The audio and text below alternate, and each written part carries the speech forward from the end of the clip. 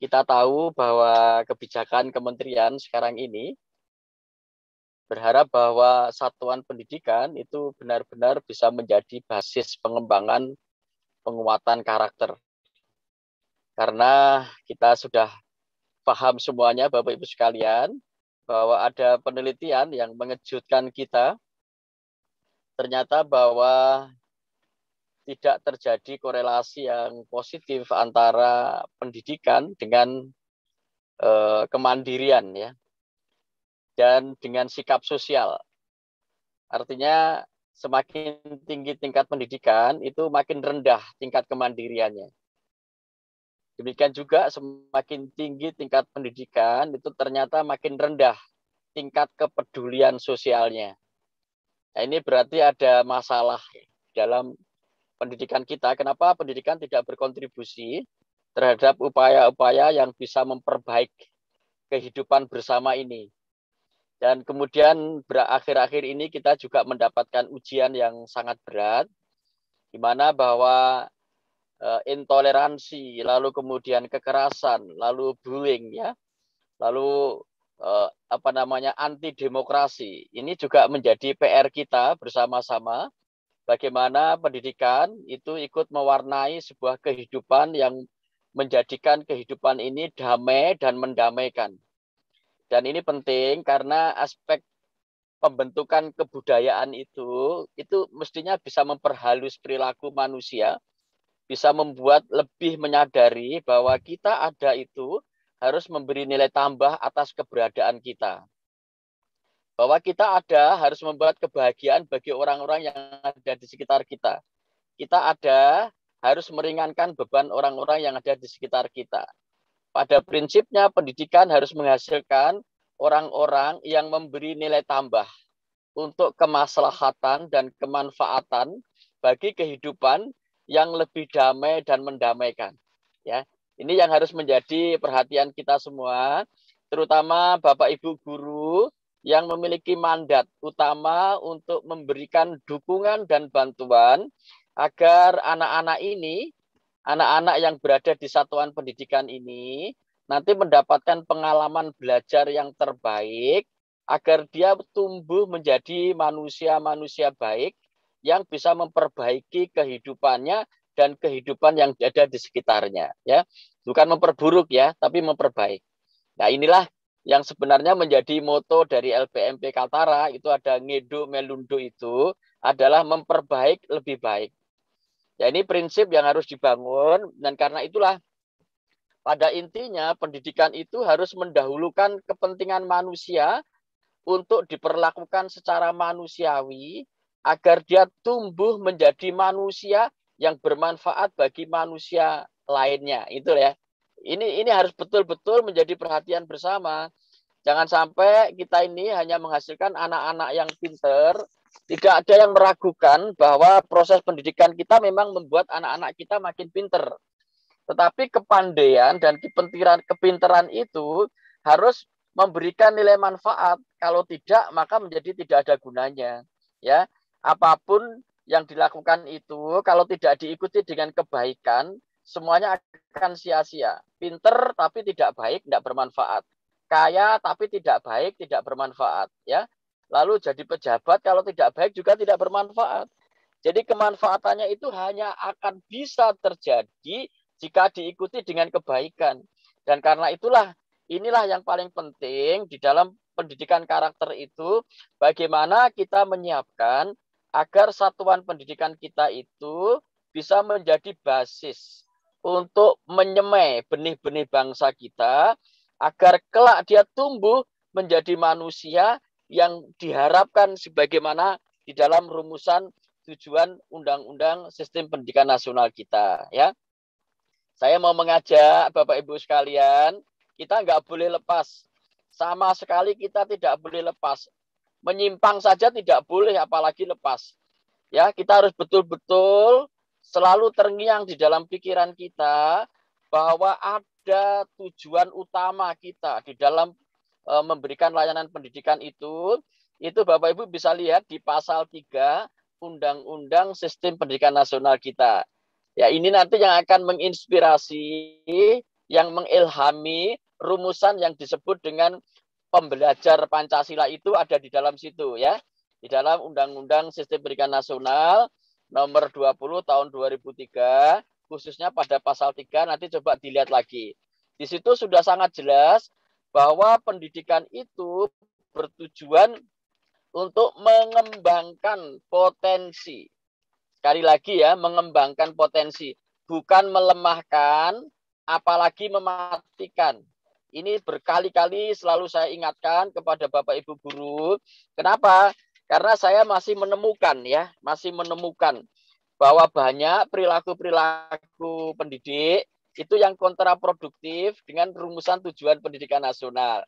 Ya, guru-guru kita kadang-kadang berkata-kata kasar hanya karena materi pelajarannya tidak tuntas.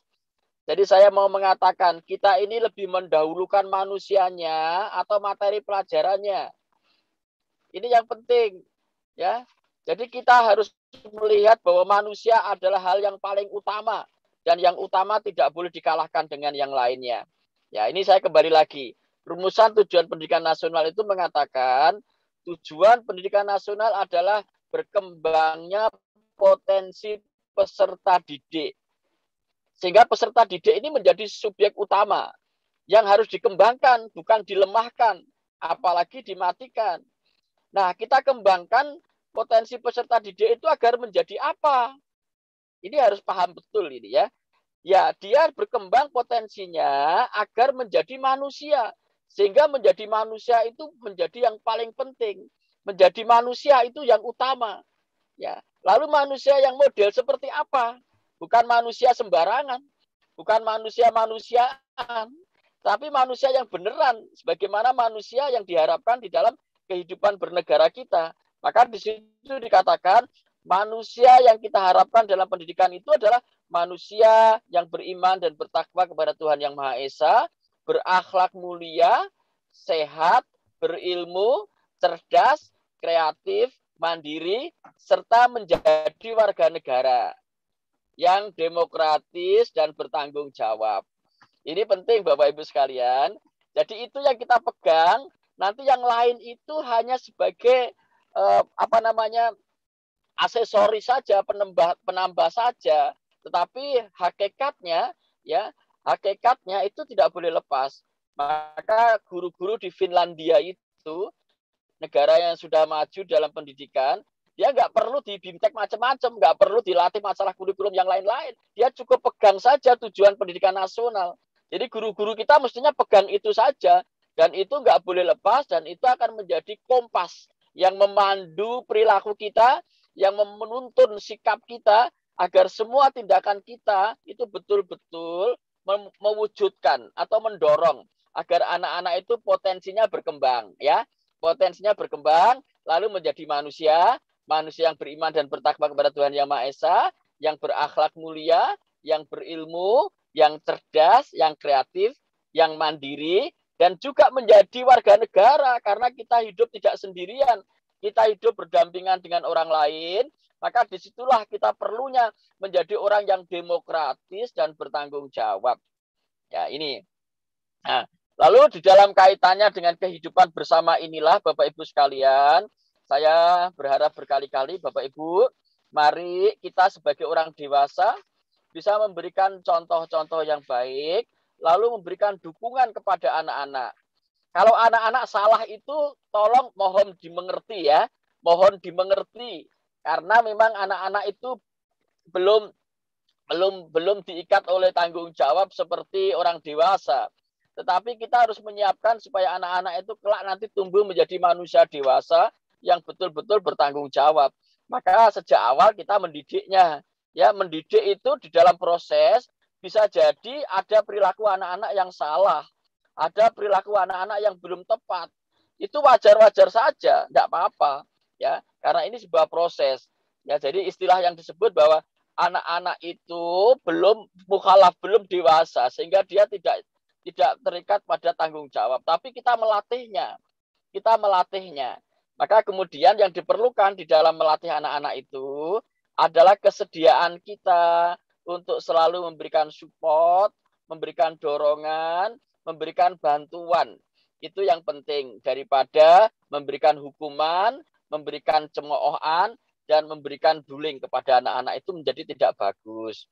Nah, ini yang harus saya pesankan kepada Bapak Ibu sekalian. Saya berharap betul supaya anak-anak itu merasakan ketika di dalam satuan pendidikan, dia menemukan orang-orang dewasa yang selalu memberikan dukungan dan support-nya. Lalu dia akan merasakan kebahagiaan bersama dengan teman-teman sebanyaknya untuk mendapatkan pengalaman-pengalaman belajar yang terbaik. Karena itu, Bapak Ibu sekalian, mari kita lihat kepada anak-anak kita ya dengan kasih sayang dan cinta. Jadi lihatlah bahwa mereka ketika melakukan kesalahan itu sama sekali adalah hal yang tidak disengaja dan kemungkinan juga karena ketidaktahuan. Tugas utama bagi kita semuanya, bantulah anak-anak itu untuk menemukan kebaikan-kebaikan dengan cinta dan kasih sayang. Ya, ya. Jadi jangan bentakan, jangan kekerasan, apalagi dengan hukuman yang melukai hati atau melukai fisik anak-anak itu, maka anak-anak nanti akan terlintas di dalam pikirannya bahwa guru-guru saya tidak mencintai saya. Ya, guru-guru saya itu memang membenci saya. Maka kalau itu yang diterima oleh anak-anak, maka anak-anak akan sulit sekali menerima nasihat dari guru-guru yang dia terima. Ya, ini dalam prinsipnya, kalau kita menjadi pribadi yang ditolak oleh anak-anak, maka semua kata-kata yang kita katakan akan tertolak. Tetapi kalau kita menjadi pribadi yang diterima oleh anak-anak, maka semua kata-kata kita akan diterima oleh anak-anak. Sehingga dikatakan bahwa tidak ada yang tertolak jika sesuatu itu disampaikan oleh pribadi yang diterima. Tidak ada yang tertolak sedikit pun kalau sesuatu itu dikatakan oleh pribadi yang diterima. Maka saya mengajak, mari kita semua guru-guru itu menjadi orang-orang yang dicintai oleh anak-anak. Tentu saja kita mencintai dulu.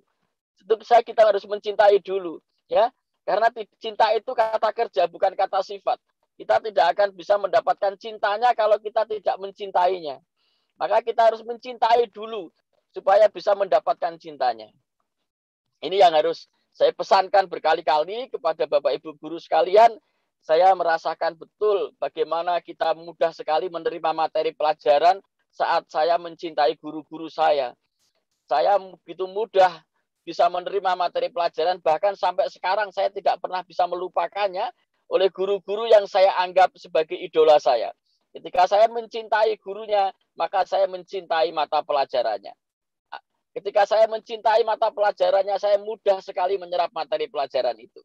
Jadi kesimpulannya, kalau kita ingin anak-anak kita mudah menyerap apa yang kita ajarkan, jadilah pribadi-pribadi yang dicintai oleh mereka. Ya, katakanlah dengan kata-kata yang lembut, perilaku yang ramah, ya, ekspresi wajah yang selalu tersenyum dan teduh, tidak sangar dan menakutkan. Itu harus pribadi-pribadi seorang pendidik. Jadi itu yang dapat saya pesankan, Bapak Ibu sekalian. Saya merasakan begitu bahagia ketika bersama-sama dengan orang-orang yang sangat membahagiakan. Saya percaya bahwa guru-guru kita semua adalah pribadi-pribadi yang membahagiakan. Dan mari kita tebarkan kebahagiaan itu untuk anak-anak kita dan untuk orang-orang yang ada di sekitar kita.